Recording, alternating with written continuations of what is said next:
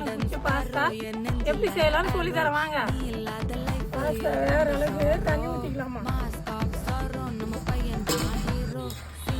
Pasta வந்துச்சுமா. கறிவேப்பிலை கொத்தமல்லி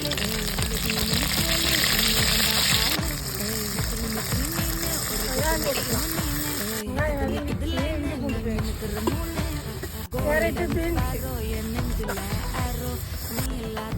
chicken masala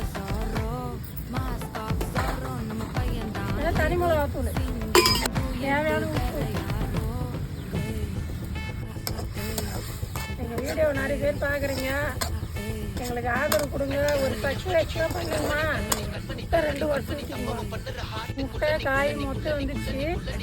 இப்போ பாஸ்தா போட்டு கொஞ்சமாக பெப்பர் தூள்